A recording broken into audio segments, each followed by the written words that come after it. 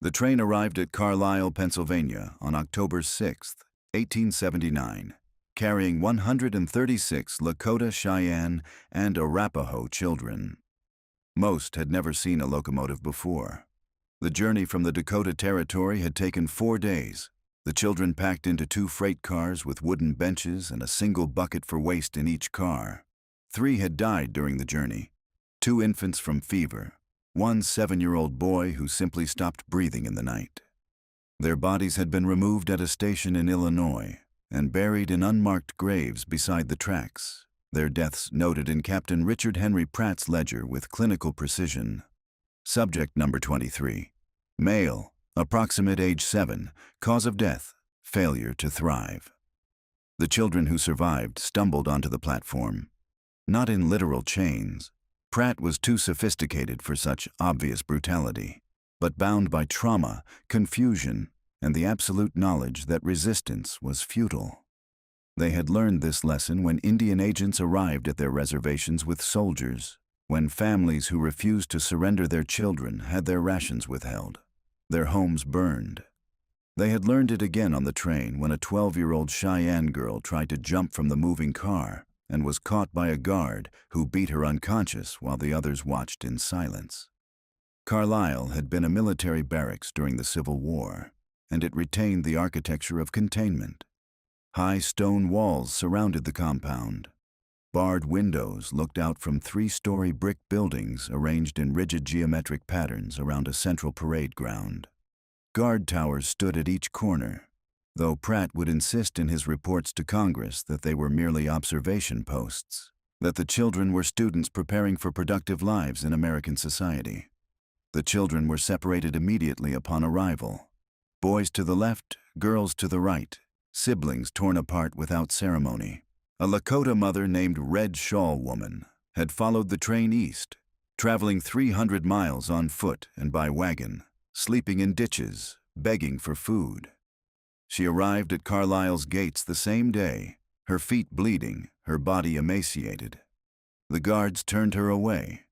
Pratt's policy was absolute. No family contact for the first year. Red Shawl Woman stood outside the gates for 3 days, calling her daughters names, Winona and Macawi, until the local police arrested her for vagrancy and put her on a westbound train with a warning that return meant imprisonment. Inside, the transformation began. The children were stripped, their possessions confiscated and burned in a pit behind the laundry building. Blankets woven by grandmothers, medicine bags prepared by tribal healers, small tokens from home, all reduced to ash while the children watched from the bathing house windows. They were scrubbed with harsh lye soap that burned their skin. The boys' hair was cut with sheep shears by matrons who worked with swift indifference, long braids falling to the floor in dark piles that were swept up and burned with the clothing. Some of the older boys wept silently. The younger ones stared ahead with empty eyes, already learning the primary skill required for survival, the ability to disappear inside yourself while your body remained present and compliant. The renaming occurred in the assembly hall. Each child was brought forward, assigned a number, and given a new name selected from a list. A Cheyenne boy called Stands in Storm became William Parker. A Lakota girl named She Walks with Stars became Mary Henderson. An Arapaho child whose name meant Little Thunder became John Smith. The process took 4 hours, 133 children, 3 had died on the train, transformed into a roster of Williams and Marys and Johns, their identities documented in careful script in ledgers that would be filed and eventually shipped to Washington as proof of Pratt's efficiency. That first night, the children slept in dormitories that smelled of disinfectant and unfamiliar wood. The beds were arranged in precise rows, each equipped with a thin mattress, a rough wool blanket, and a chamber pot. The younger children cried. The older ones lay rigid and silent. A 6-year-old Lakota girl named Zitkala Nooney, now officially Mary Winters, lay in her narrow bed and tried to remember her mother's face. Already the details were becoming fuzzy. She had been taken from Pine Ridge 3 weeks ago, hidden by her mother Whirlwind for 2 years before the Indian agent's threats became impossible to ignore. The last thing Whirlwind had said was a promise whispered in Lakota: "I will come for you. Count the moons. When you have counted 36, I will be there." But Mary Winters did not know how to count to 36. She only knew that she was cold, that her head hurt where the matron had cut her hair, and that speaking the words of comfort her mother used to whisper would earn a punishment she instinctively feared. The school operated on military schedule. Wake at 5:30 to bells. 30 minutes for washing and dressing in provided uniforms. Dark wool for boys, plain cotton dresses and aprons for girls. Breakfast at 6 in the dining hall, where silence was enforced and the food was unfamiliar. Lumpy oatmeal, hard bread, weak coffee for older students. Children who tried to eat with their hands were slapped. Morning assembly at 7, where Pratt or his staff delivered lectures about civilization, government benevolence, the necessity of abandoning tribal ways.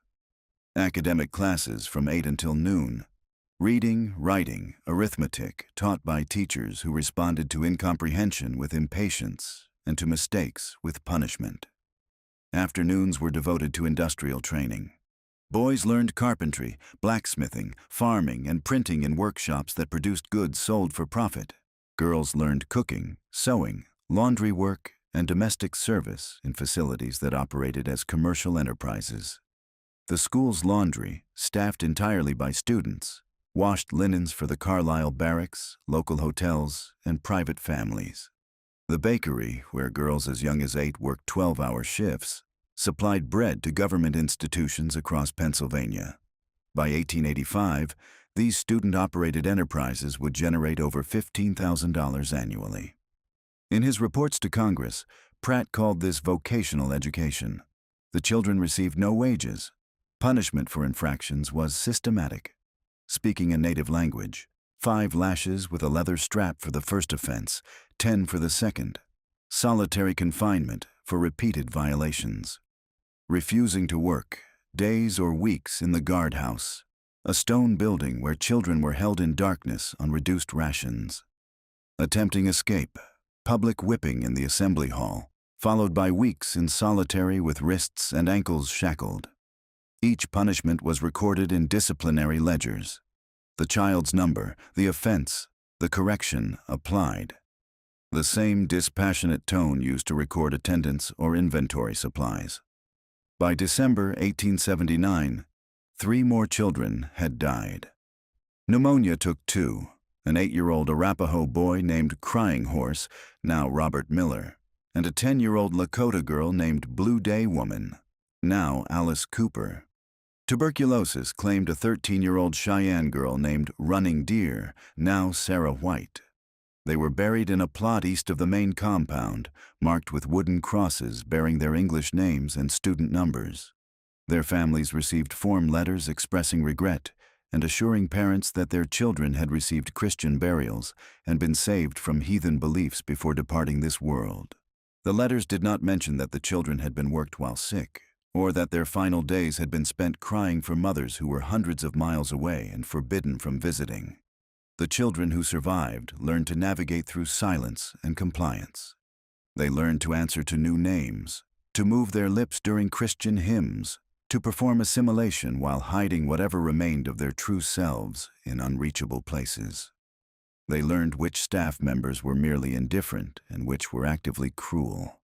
They learned to hide food for younger children who could not stomach unfamiliar meals. They learned to comfort each other in whispers after lights out, sharing fragments of remembered stories, teaching each other forbidden words in tribal languages. These small acts of resistance were dangerous. Discovery meant punishment, but they were necessary. Tiny threads of identity preserved against systematic erasure. Mary Winters learned quickly. She kept her eyes down, responded instantly to commands even when she did not fully understand them, moved through the school like a ghost. She was assigned to the sewing room, where girls sat at long tables stitching uniforms and linens that would be sold. The work was repetitive and exhausting, but preferable to the laundry where girls stood in scalding steam for 12 hours, or the bakery where burns from ovens were common and treated with minimal care.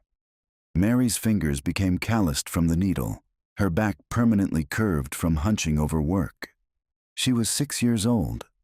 In the evenings after the final bell and forced prayers and inspections, Mary would lie in bed and try to count the moons as her mother had instructed. But time in Carlisle was measured differently than on the reservation.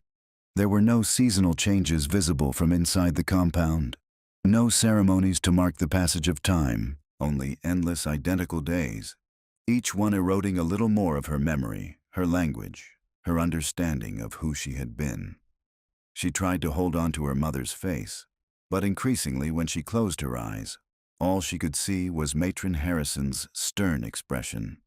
The woman who supervised the girls' dormitory had never once spoken to any of them with kindness. By spring 1880, Carlisle housed over 200 children from 17 tribes. Pratt's experiment was being hailed as a success. He gave lectures to church groups and civic organizations, displaying before and after photographs.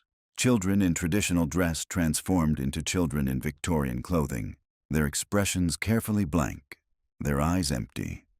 He was praised for his innovation, his dedication. Donations poured in from Eastern philanthropists who believed they were supporting a charitable enterprise that rescued Indian children from lives of poverty and ignorance. The donors never saw the children who died in the night and were buried before dawn. They never saw the disciplinary cells where children were held in darkness until they agreed to abandon their native languages. They never saw letters from parents that were confiscated and destroyed, pleas from families begging for information about children who had stopped writing home. They never saw profit ledgers documenting income from student labor, or medical reports noting recurring outbreaks of tuberculosis and pneumonia, treated with minimal intervention because proper medical care would have been expensive. They saw only transformation, progress, salvation. By the end of its first year, Carlisle had proven the viability of the boarding school model. Within 5 years, similar institutions would spread across the country: Kemawa in Oregon, Haskell in Kansas, Phoenix in Arizona. Eventually, 357 Indian boarding schools would operate in the United States, all following the template Pratt established. Remove the children, erase their identities, extract their labor, document everything so that cruelty would appear, in official records, as kindness.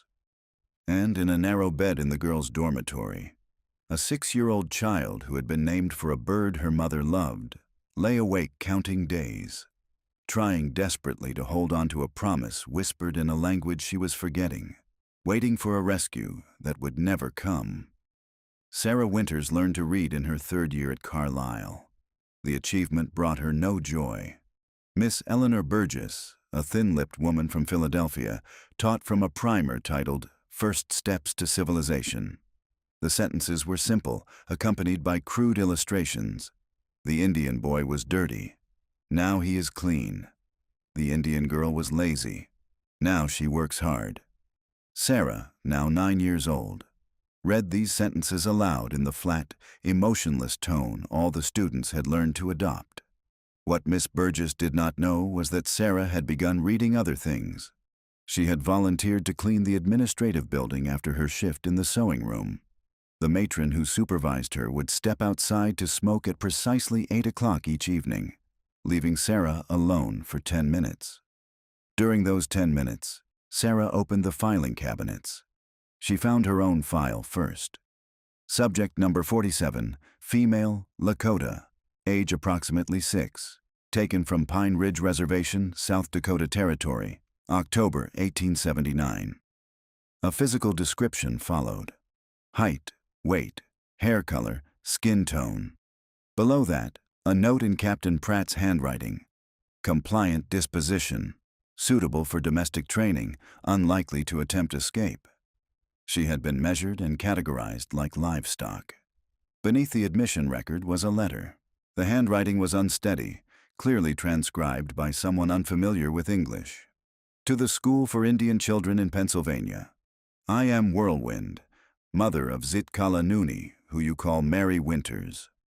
I am writing to ask about my daughter. The agent said she would come home after 3 winters. 3 winters have passed. When will she come home? I have saved money from selling beadwork. I can pay for her travel. Please send word. I wait for her." The letter was dated March 1880. Below it, stamped in red ink, "No response required per school policy. Filed." Sarah's hands shook as she read it a second time, then a third. Her mother had written 4 years ago, had saved money, had waited, and someone had stamped the letter and buried it in a filing cabinet where it would never be answered. She opened another drawer. The files were organized alphabetically, hundreds of them. She pulled one at random. William Parker, Cheyenne, admitted 1879. Inside, another letter from a father asking why his son had stopped writing. Stamped and filed. Another file. Alice Cooper, Lakota, admitted 1879. A letter from a grandmother begging for information. Stamped and filed. Sarah began visiting the administrative building every night she was assigned to clean it. The matron's smoking break never varied. Exactly 10 minutes. Sarah learned to work quickly, pulling files, reading, memorizing. She could not take the documents. Their absence would be noticed. But she had been trained in oral tradition before Carlisle, before the beatings and the English-only rule. Her memory was good. She memorized names. Tribal names and English names, dates, the contents of letters that had been received and ignored. After 2 months, she noticed something else. Children were disappearing from the records. Not dying, those deaths were documented elsewhere, but vanishing.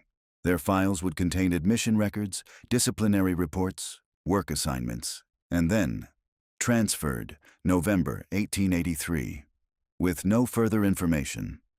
She found the pattern in a file belonging to Ruth Whitehorse, a Cheyenne girl admitted in 1880. Ruth's record was thick with disciplinary reports for speaking her native language. Then, in 1884, there was a different kind of document. A medical assessment with unusual details. Skull circumference, nose width, skin tone compared to a printed color chart. At the bottom, Classification C, light complexion, minimal negroid features, suitable for placement. Below that, transferred to Philadelphia Family Services, September 1884, for adoption placement. All records to be sealed per Bureau directive. Over the following weeks, Sarah found 16 more files with identical assessments. All girls, all between 8 and 14, all classified as light complexioned. All transferred to cities in the East with sealed records. They were being erased, not just renamed and re-educated, but completely removed from their identities, given new birth certificates, placed with white families who would raise them never knowing they had mothers waiting for them on reservations. In May 1884, Sarah was transferred to a new position. She would clean the administrative offices 3 times a week now. The promotion came because she was considered particularly compliant. She suspected they thought her too obedient to snoop. With more access, she found the death records. They were kept in a locked cabinet in the medical office. The lock was simple. Sarah had salvaged a bent wire from the sewing room, and after several attempts, learned to manipulate the mechanism. The death ledger was a large bound book. Each entry listed student number, English name, tribal affiliation, age, date of death, cause of death, burial location. Sarah counted 73 deaths between 1879 and 1884. 73 children. The official reports to Congress mentioned 42 deaths, all attributed to pre-existing conditions.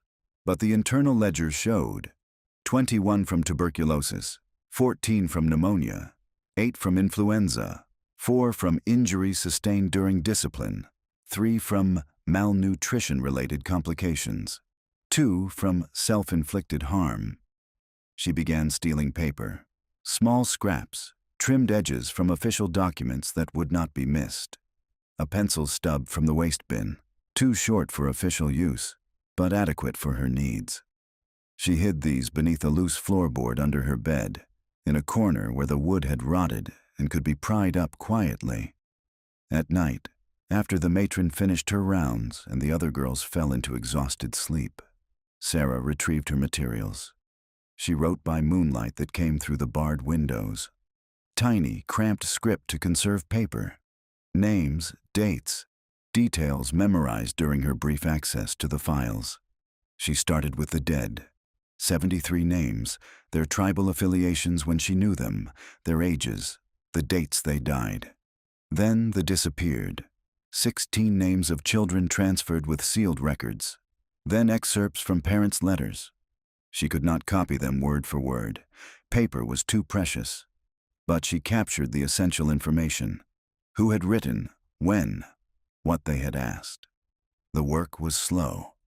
If the matron discovered her awake, if anyone found her papers, if she was caught doing anything but cleaning in the administrative offices, the punishment would be severe. Solitary confinement, shackling, beating.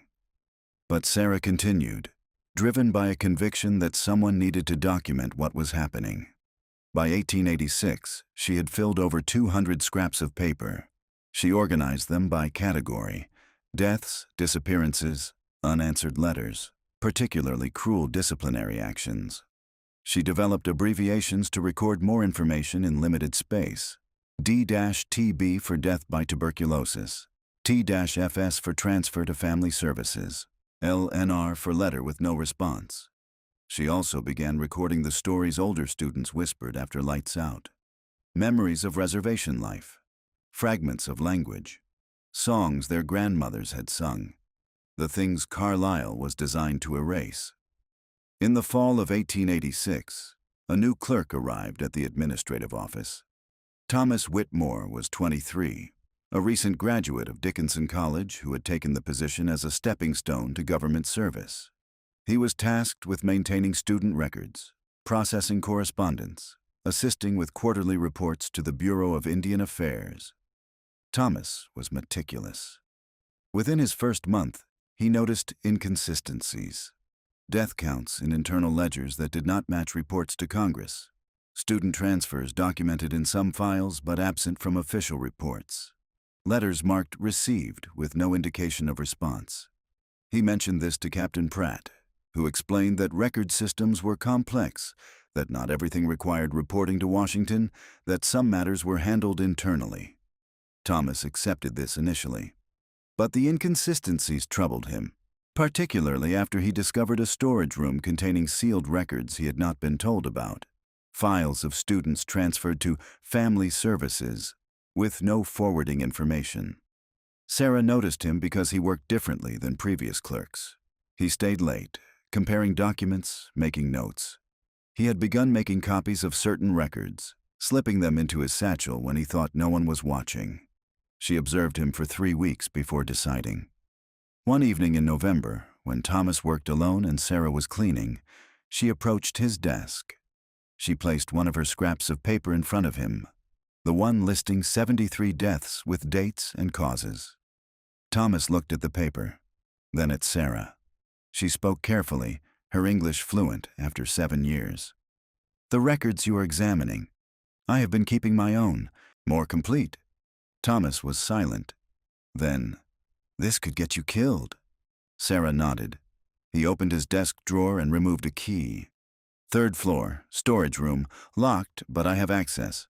No one goes there except during audits." He slid the key across the desk. "Proper paper, pens, I can provide them, and I can copy what you produce. Keep a second set off premises." A pause. "I do not know what can be done with this, but you are right. It should be documented." That night, Sarah moved her hidden papers to the 3rd floor storage room. It was small, dusty, filled with old furniture and archived records from the barracks' military days. Behind a stack of broken chairs, she created a workspace. Thomas provided a ledger book, pens, ink. He also provided access to files she had not reached before, records from the school's earliest years, correspondence with the Bureau, archived medical reports. Over the next 3 years, Sarah worked in the storage room 3 or 4 nights each week. She slept only a few hours before the morning bell. The exhaustion was constant, but the work sustained her. Her ledger grew. She recorded names and details of children who had died, Documentation of children transferred with sealed records. Parents' letters that received no response. Disciplinary actions. Weeks in solitary confinement, shackling, food denial. Financial records showing the school generated substantial income from student labor while paying nothing. Discrepancies between official congressional reports and internal documentation. She also continued recording cultural information, songs, stories, words in Lakota and Cheyenne and Arapaho that students still whispered in defiance. This section was not about documenting abuse. It was about preserving what Carlisle was designed to destroy. Thomas copied everything, storing duplicates in a trunk in his boarding house. He had not decided what to do with the information. Publishing seemed impossible. Newspapers would not print such accusations against a widely praised government program. Congress would not listen. They believed they were funding humanitarian work. But he continued copying anyway, driven by the same instinct as Sarah, the conviction that someone, somewhere, someday should know. In March 1889, Sarah turned 15. She had been at Carlisle nearly 10 years. She barely remembered the reservation, her mother's face, the sound of Lakota spoken freely. What she remembered were endless days in the sewing room, cold dormitory nights, faces of dead children, the weight of the ledger she created in secret. That month, a letter arrived. School policy had changed slightly. Students demonstrating complete assimilation after 7 years could receive supervised correspondence. The letter was brief, written in English by a missionary. My daughter Mary, I am told you are well and learning to be a good Christian woman. I am old now and sick. I wish to see you before I die. The agent says you cannot come home until your education is complete. I do not know when that will be. I pray for you every day. Your mother, Whirlwind. Sarah's hands shook as she read. Her mother was sick, wanted to see her, and Carlisle would never send her home. She was too useful, a model student, fluent in English, skilled at sewing and domestic work, proof that the Indian could be civilized. That night she added a new entry to her ledger. March 15, 1889. Letter from my mother. She is sick and wishes to see me. I have been here 10 years. I do not know if I will ever see her again. I do not know if I will ever leave this place. I do not know if this record will ever matter. But I write because it is the only resistance I have. They have taken my name, my language, my childhood, my freedom. They cannot take this, my refusal to let what they have done be forgotten. 2 weeks later, another letter arrived, from the agent at Pine Ridge, brief and bureaucratic. This is to inform you that the woman Whirlwind, listed in our records as your mother, passed away on March 28, 1889. She was given a Christian burial. You may request leave to attend services, though travel expenses would be your responsibility. Sarah did not request leave. She had no money, and she knew the request would be denied. Students essential to operations were rarely permitted to leave, even for funerals. Instead, she added her mother's name to the ledger. She had created a section for indirect casualties, people who died because of Carlisle, even though they had never been students. Parents who died waiting for children who never came home. She wrote, Whirlwind, mother of Zitkala Nooney, Mary Winters, student number 47, died March 28, 1889, at Pine Ridge Reservation. Waited 10 years for her daughter to return, died waiting. Sarah closed the ledger and hid it behind the broken chairs. She returned to the dormitory before the matron noticed her absence. She climbed into her narrow bed, pulled the rough wool blanket to her chin, and stared at the ceiling. The dormitory was silent except for the breathing of 40 exhausted girls. Outside, wind moved through the prison yard where they were permitted to walk for 30 minutes each Sunday. Somewhere beyond the stone walls and guard towers, beyond the town of Carlisle and the state of Pennsylvania, beyond everything she could see or touch or reach, was a grave at Pine Ridge Reservation where her mother had been buried. Sarah had not cried in 9 years, not since the night they cut her hair, not through the beatings or the isolation or the endless gray sameness of institutional life. But now, in the darkness, with her mother newly dead and buried 3 states away, something broke inside her chest. She turned her face to the wall so the other girls would not hear, pressed her hand against her mouth to muffle the sound, and wept. Thomas Whitmore left Carlisle in the spring of 1891 with a trunk containing copies of every document Sarah had compiled over the previous 5 years. His departure was unremarkable, a young clerk accepting a better position with the Department of the Interior in Washington. Captain Pratt wrote him a letter of recommendation praising his diligence and attention to detail. The letter made no mention of the filing cabinets Thomas had systematically copied, the discrepancies he had quietly documented, or the third-floor storage room where a 20-year-old Lakota woman continued her work alone. Before he left, Thomas met Sarah one final time in the storage room. It was late March, snow still crusting the windows, the room cold enough that their breath formed clouds in the dim lamplight. He placed a package on the makeshift desk where Sarah worked.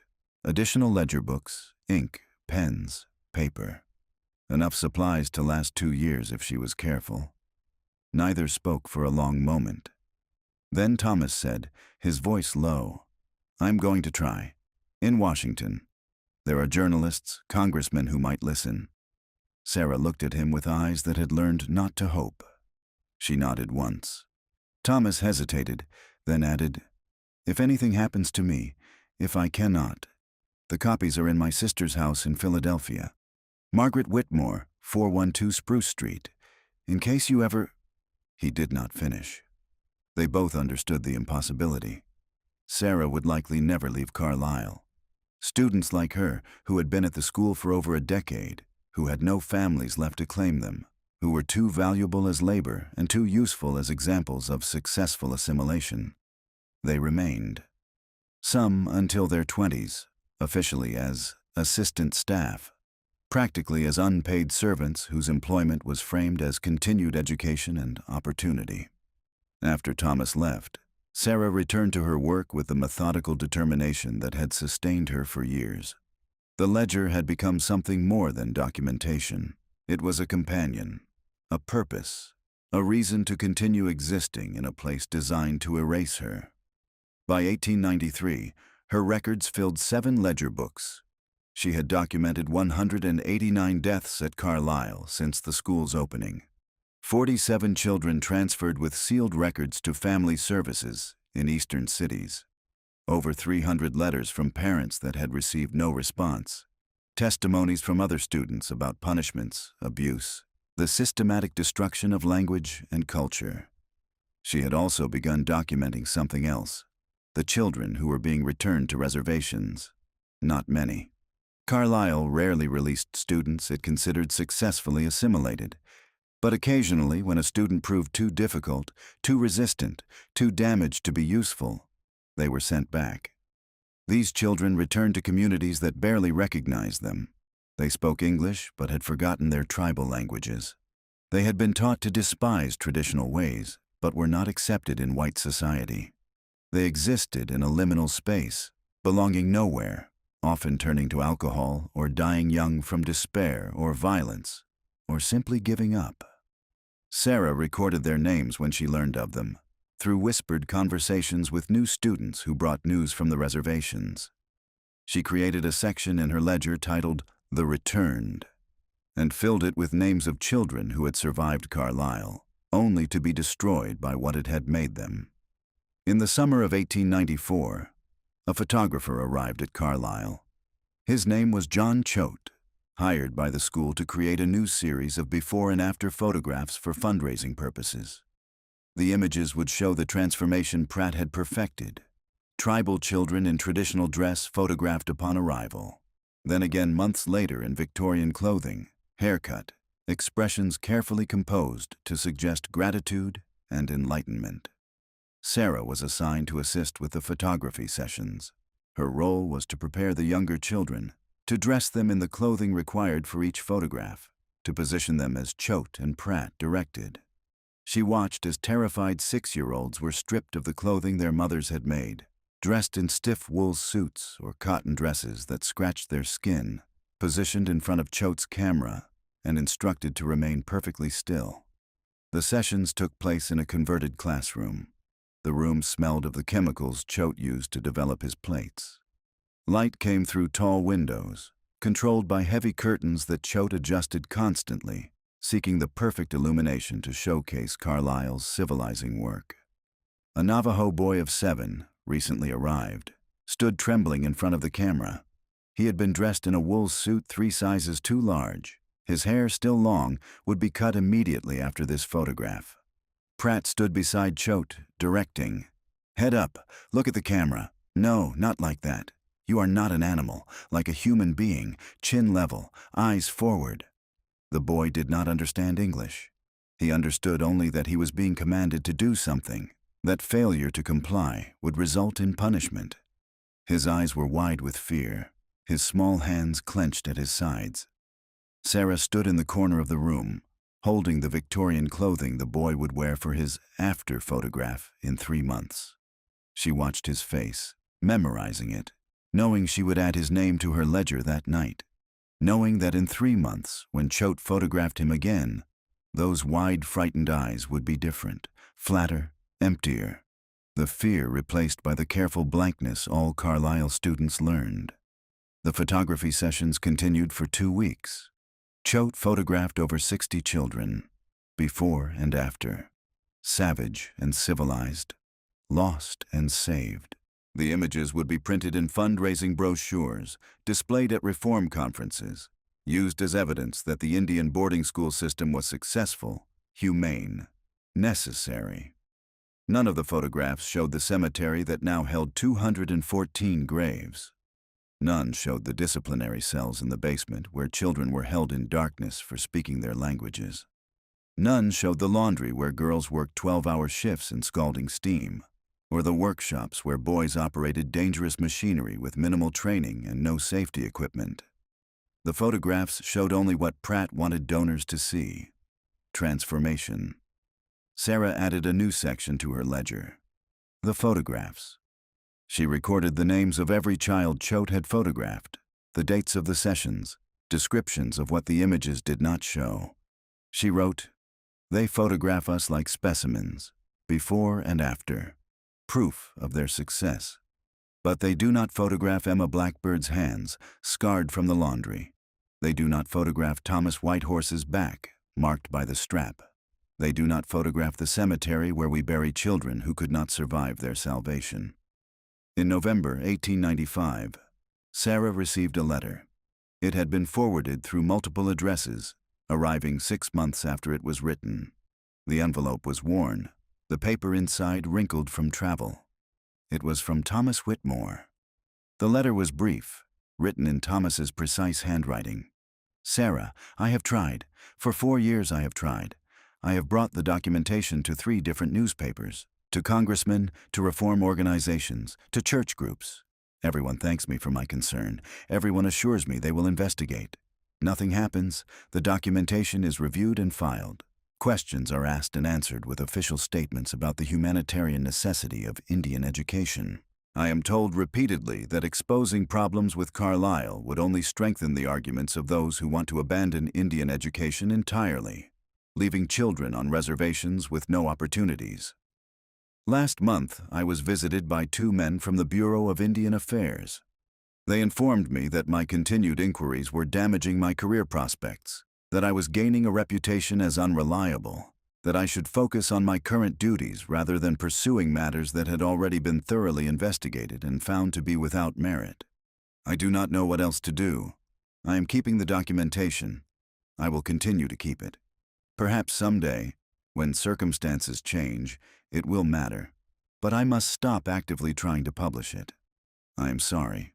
I know what this means. I know what continues to happen while I do nothing. The copies remain at my sister's house in Philadelphia. If you ever need them, if you ever find someone who will listen, they are there. 412 Spruce Street. I am sorry I could not do more. T.W. Sarah read the letter twice, then hid it with her ledgers behind the broken chairs in the storage room. She had not expected Thomas to succeed. She had hoped briefly when he first left for Washington, but hope was a luxury she had learned to live without. She returned to her work.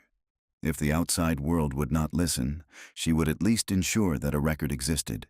Somewhere, somehow. Even if it remained hidden for decades, even if no one ever read it, even if it changed nothing, it would exist. Proof that what happened at Carlisle was not forgotten by everyone, not erased completely. By 1897, Sarah was 23 years old. She had been at Carlisle for 18 years. She was no longer officially a student, but was classified as assistant staff, a designation that meant she worked the same jobs, sewing, cleaning, supervising younger students, but received a nominal monthly wage of $3. The money was deposited into an account managed by the school, theoretically accessible when she left Carlisle, though leaving was never seriously discussed. She had nowhere to go. Her mother was dead. Her father, whoever he had been, was unknown. The reservation she had been taken from was a place she no longer remembered clearly. Carlisle had become her prison and her home. The ledgers had become her life's work. In the spring of 1897, Sarah discovered she was being watched. Small things at first. Items in the storage room moved slightly from where she had left them. Fresh dust disturbed near the hiding place behind the broken chairs. The sense that someone had been in the space during hours when it should have been empty. She became more careful. She began varying the nights she visited the storage room, taking circuitous routes, checking for followers. But Carlisle was a controlled environment. Privacy was an illusion. If someone with authority wanted to know what she was doing, they would find out. In June, the surveillance became explicit. Sarah was summoned to Captain Pratt's office, a rare occurrence for someone of her low status. Pratt was now 67, his hair white, his face lined, but his bearing still military. His conviction in the righteousness of his mission undiminished by 3 decades of running the school. He sat behind his desk, a ledger open in front of him. Not one of Sarah's ledgers. She could see immediately that it was an official school record. But on his desk, to the side, was a stack of papers she recognized. Her papers, her handwriting, pages from the ledgers she had been compiling for 13 years. Pratt looked at her with an expression that was not quite anger, more like disappointment mixed with confusion. "Sit down, Mary." Sarah sat. Her face remained carefully blank, a skill perfected over 18 years. Pratt gestured to the papers. "Do you know what these are?" Sarah said nothing. "These are documents that were found in a storage room on the 3rd floor. Documents containing false and defamatory statements about this institution, about me, about the important work we do here." He paused, waiting for a response. When none came, he continued. "The handwriting has been identified as yours. You have been seen entering the storage room at irregular hours. You have had access to administrative files beyond what your position requires." Another pause. Sarah kept her eyes level, her hands folded in her lap. Pratt's voice took on a tone of strained patience, the voice of a teacher addressing a particularly slow student. "I do not understand, Mary. You are one of our success stories. You came here as a savage child. You have been educated, civilized, given skills that have made you useful. You speak English fluently. You read and write. You have been offered opportunities no Indian girl on a reservation could dream of. And this," he gestured to the papers, "this is how you repay the care and education you have received. By spreading lies. By attempting to undermine the institution that saved you from a life of ignorance and poverty?" Sarah remained silent. There was nothing to say. No explanation would matter. No defense would be heard. Pratt leaned back in his chair, studying her. "You will cease this activity immediately. All documents you have created will be surrendered to this office and destroyed. You will be transferred from your current position to the laundry, where you will work under close supervision. Any further attempts to access administrative records or to create seditious materials will result in your immediate dismissal from this institution with no references and no compensation for your years of service." He paused, then added, almost gently, "I am being merciful, Mary. Others would have you arrested for theft of government property, for slander, for attempting to damage a federal institution. I am giving you an opportunity to correct your mistake and continue your life here. Do you understand? Sarah nodded once. Good. You are dismissed. Report to the laundry supervisor tomorrow morning. Sarah stood, turned, and walked out of the office. Her face showed nothing. Inside, her mind worked rapidly, calculating, planning. They had found some of her papers, but not all. The stack on Pratt's desk was perhaps 30 pages, material from the most recent ledger. They had not found the hiding place behind the broken chairs. They had not found the 6 completed ledgers that represented 13 years of documentation. Someone had discovered her recent work, probably a maintenance worker or custodian who reported the suspicious papers to administration. But the bulk of her archive remained hidden. She had perhaps one night before the storage room was thoroughly searched. One night to move the ledgers, to hide them somewhere more secure, or to destroy them rather than let them fall into Pratt's hands. That night, after the dormitory fell silent, Sarah slipped out through a ground-floor window she had learned to open quietly years ago. She made her way across the dark grounds to the administrative building, avoiding the paths where night guards made their rounds. She entered through a basement door that was never properly locked, climbed the stairs to the 3rd floor, and entered the storage room. The ledgers were still there, behind the broken chairs, exactly where she had hidden them. 6 leather-bound books filled with her tiny, precise handwriting. 13 years of work, thousands of names. Evidence that would never be seen by anyone who could act on it, but evidence nonetheless. Sarah could not carry all 6 ledgers out of Carlisle. They were too bulky, too obvious. If she was stopped, if she was searched, everything would be confiscated and destroyed. She needed to hide them somewhere on the grounds, somewhere they might survive, even if she did not. She thought of the cemetery. 214 graves, most marked with simple wooden crosses that were rotting and would eventually disappear. The cemetery was rarely visited except during burials. The ground was soft in some areas, still disturbed from recent interments. Sarah wrapped the ledgers in oilcloth she found in the storage room, tied the bundles securely, and carried it out of the building. The cemetery was on the eastern edge of the grounds, beyond the dormitories, surrounded by a low iron fence. She climbed over the fence. It was only 4 feet high, more symbolic than functional, and moved among the graves, looking for the right place. Near the back corner, where the oldest graves were located, where the wooden crosses had weathered to illegibility, there was a large oak tree. Its roots had disturbed several nearby graves, pushing up the earth, creating uneven ground that was never properly maintained.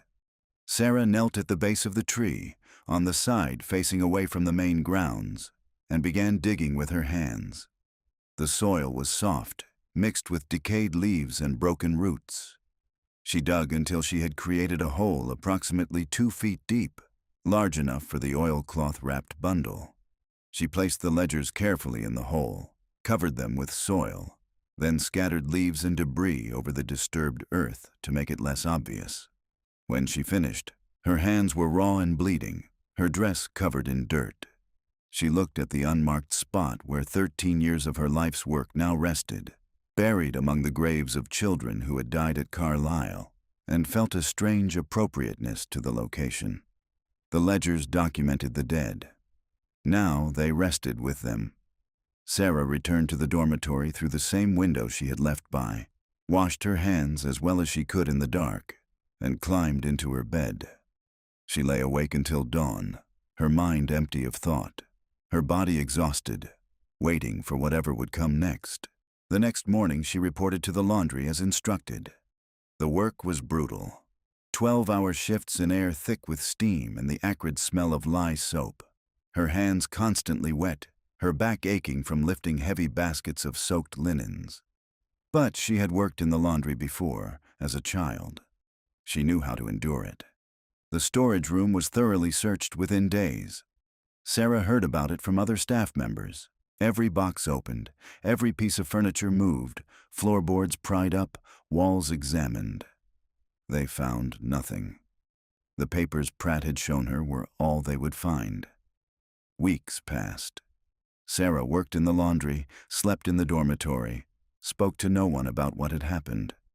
The other women who worked alongside her knew better than to ask questions. Everyone at Carlisle understood that curiosity was dangerous, that some things were better left unexamined. In August, a new student arrived from Pine Ridge. She was 8 years old, thin and terrified, assigned to the sewing room where she would learn to stitch uniforms for 12 hours a day. During a brief moment when they passed in the corridor between buildings, the girl whispered to Sarah in Lakota. A few words, barely audible, a desperate attempt to connect with someone who might understand. Sarah kept walking. She did not respond. She could not risk drawing attention, could not risk being accused of encouraging the use of native language. But that night, lying in her bed in the dormitory, she thought about the girl's face. She thought about the ledgers buried in the cemetery. She thought about Thomas Whitmore's letter, about his failure to find anyone who would listen, about the documentation that existed but changed nothing. And she thought about the children who would continue to arrive at Carlisle, who would be renamed and re-educated and broken, whose parents would write letters that would never be answered, some of whom would die and be buried in the cemetery where her ledgers now rested. The work had been for nothing.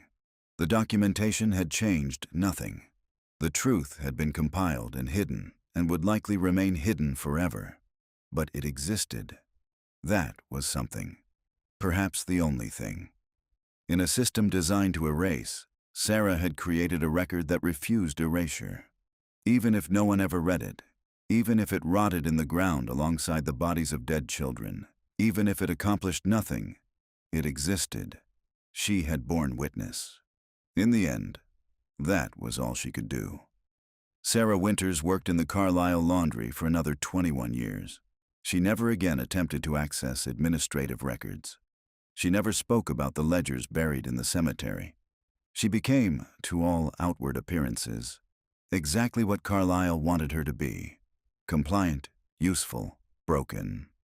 She died in 1918, 3 months before Carlisle Indian Industrial School finally closed. She was 44 years old. The cause of death, recorded in the school's final medical ledger, was tuberculosis complicated by chronic pulmonary damage, the cumulative effect of breathing steam and chemical fumes in the laundry for 2 decades. She was buried in the Carlisle Cemetery, in a grave marked with a simple wooden cross bearing her English name. The burial plot was 30 feet from the oak tree where her ledgers rested underground. In death, she lay close to the work she had spent 13 years compiling, the record she had created and then hidden to preserve it from destruction. No one attended her funeral except the priest who performed the brief service and the 2 workers who filled in her grave. The land where Carlisle Indian Industrial School had stood was returned to the U.S. Army in 1918 and converted back into military barracks. The student buildings were repurposed. The cemetery was left largely untended, the wooden crosses rotting and falling, the graves gradually becoming unmarked. Over the decades, grass grew over the disturbed earth, trees spread their roots, and the physical evidence of what had happened there slowly eroded. In 1947, Thomas Whitmore died in Washington, D.C. at the age of 84. He had spent his career as a mid-level bureaucrat in the Department of the Interior, never rising to positions of significant influence, his early attempts to expose Carlisle having permanently marked him as unreliable. In his will, he left specific instructions regarding a trunk stored in his sister's basement in Philadelphia. The trunk and its contents were to be donated to the Smithsonian Institution's American Indian Collection, to be cataloged and preserved. His sister, Margaret Whitmore, now 79 and suffering from dementia, did not remember any trunk. Her children, clearing out her house after her death in 1951, found it buried under decades of accumulated storage. They opened it, found stacks of old papers covered in tiny handwriting, documents that appeared to relate to an Indian school that had closed over 30 years earlier, and decided the material was of no value. The entire contents of the trunk were thrown away, burned in a backyard incinerator along with other items deemed too old and useless to keep. Thomas Whitmore's copies of Sarah's ledgers were destroyed without anyone ever reading them. The burial site in the Carlisle cemetery remained undisturbed for 96 years. The oak tree grew larger, its roots spreading deeper, wrapping around the oilcloth bundle buried at its base. The leather of the ledger covers deteriorated slowly in the dark soil. The ink faded on pages that no one would ever read. In 2013, the U.S. Army began a project to identify and properly mark the graves in the Carlisle cemetery. Ground-penetrating radar revealed that the cemetery contained far more bodies than official records indicated. Over 500 burial sites, compared to the 214 documented deaths in Carlisle's official ledgers. The discrepancy prompted a broader investigation into the school's records. Historians were brought in. Archives were searched. Inconsistencies were documented. The true scale of deaths at Carlisle began to emerge from bureaucratic records that had been filed and forgotten for nearly a century. During excavation work near the oak tree in the back corner of the cemetery, preparing to properly mark several identified graves, workers discovered something unexpected. A bundle wrapped in deteriorated oilcloth, buried approximately 2 feet below the surface. Inside were 6 leather-bound ledgers, their covers damaged by decades underground, but their contents largely intact. The ink had faded in places, some pages were stuck together or partially illegible, but approximately 80% of the material was still readable. The ledgers were filled with tiny, precise handwriting, names, dates, detailed documentation of deaths, disappearances, unanswered letters from parents, disciplinary actions, financial records showing profit from student labor, testimonies from students, cultural information in various tribal languages. The work was meticulous, comprehensive, devastating. At the end of the last ledger, on one of the final pages, was a note dated August 1897. If anyone ever finds this, know that we were here. Know that we suffered. Know that we remembered who we were, even when they tried to make us forget. Know that our mothers loved us and searched for us and died waiting for us to come home. Know that this was done to us deliberately, systematically, with the approval of the government and the church and the people who believed they were saving us. Know that we did not want to be saved. We wanted to be left alone. We wanted to keep our names and our languages and our families. They took everything from us and called it education. They destroyed us and called it civilization. Do not let them say we went willingly. Do not let them say our parents gave us up. Do not let them erase what they did. Sarah Winters, Sitkala Nooney, August 15, 1897. The ledgers were cataloged, digitized, and archived. They became primary source material for historians documenting the reality of the Indian boarding school system. Sarah's meticulous records provided evidence that contradicted official narratives, that revealed the systematic nature of cultural destruction, that gave names and details to suffering that had been bureaucratically obscured. In 2019, representatives from multiple tribal nations came to Carlisle to reclaim the remains of children buried in the cemetery, to finally bring them home for proper burial according to traditional practices. The process was slow, complicated by decades of poor record-keeping and deliberately obscured documentation. But Sarah's ledgers helped. Her lists of deaths, her notations of tribal affiliations, her preservation of tribal names alongside the English names the school had imposed, all of it helped identify children whose graves had been unmarked for over a century.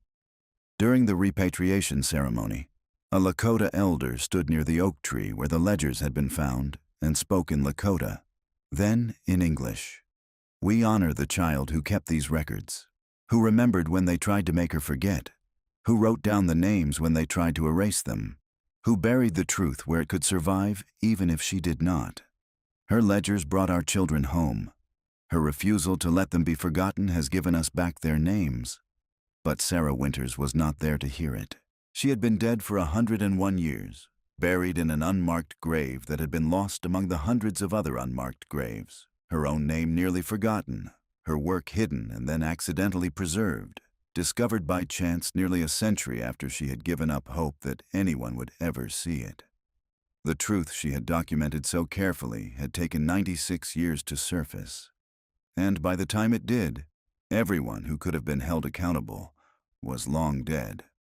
There were no prosecutions, no consequences, only acknowledgement, apologies, and the slow, painful work of trying to repair damage that could never fully be undone. The ledgers had changed nothing and everything. They had not stopped Carlisle. They had not saved the children who died there. They had not reunited families or prevented suffering. But they had preserved truth in a system built on lies. They had created a record that could not be completely erased. And in the end, 100 years later, they had helped bring stolen children home. It was not justice, but it was something. Perhaps all that was possible. The only victory available in a fight against a machine too large and too certain of its own righteousness to be stopped by anything except time and its own eventual collapse. Sarah had known this, even as she wrote in secret, even as she buried her life's work in the cemetery, even as she returned to the laundry to live out her remaining years in quiet compliance. She had known that she would not see change, but she had written anyway. She had remembered anyway. She had refused to let them erase everything, even knowing the cost, even understanding the futility. And in the end, in a way she never lived to see, her refusal had mattered. The last page of the last ledger, barely legible after 96 years underground, contained a list of Lakota words with their English translations. Kinship terms, words for the natural world, phrases of affection mothers spoke to children, the things Sarah had been forbidden to say, preserved in ink on deteriorating paper, buried with the dead, waiting to be found. At the very bottom of the page, a single sentence in Lakota, followed by its translation, Wachinyangtin Katelo. Owihanke wanin Wachinyangtin Katelo. I will remember. I will remember forever.